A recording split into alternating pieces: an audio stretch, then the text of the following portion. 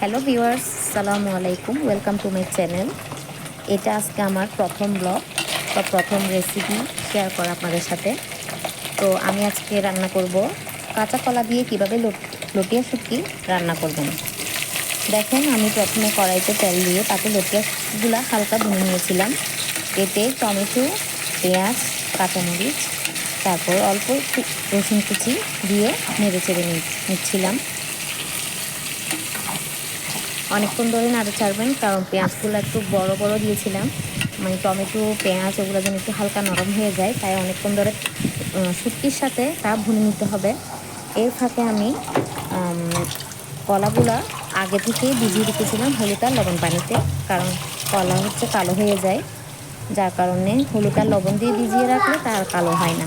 তা সুন্দর করে ধুয়ে হলুদ লবণ পানিগুলা ধুয়ে নিয়ে নিলাম।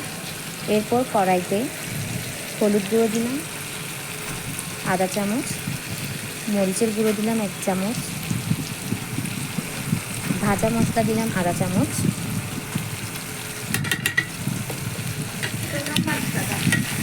এরপর মশলাগুলো সহকারে শুটকি পেঁয়াজ রসুন সব একসাথে নাড়াচাড়া করে তাতে দিয়ে দিলাম অল্প পানি অ্যাড করার পরে আরও হালকা নাড়াচাড়া করে নিতে হবে, যেন এটা কষিয়ে যায়। মশলা হলুদ মশলাগুলোর কাঁচা ঘ্রাণটা যেন চলে যায়, তাই অনেকক্ষণ ধরে একটু কষিয়ে নিতে হবে।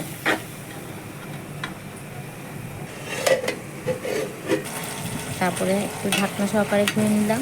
দেখেন, আমার তরকারিটা প্রায় ভুনো হয়ে গেছে, কষিয়ে নিয়েছিলাম। দেখেন, মাশাল্লাহ কালারটা অনেক সুন্দর এসেছে এবং ঘ্রাণটা মাশাল্লাহ অনেক ভালো। মনে হচ্ছিল এক গামলা ভাত ওইগুলা দিয়েই খেয়ে নিই, অনেক অনেক ভালো একটা ঘ্রাণ আসছিল।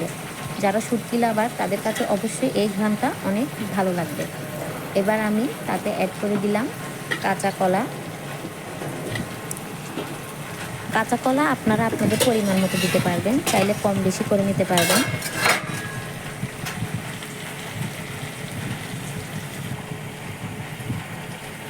এরপর তা নেড়ে চেড়ে দিলাম, হালকা কষানোর জন্য রেখে দিলাম।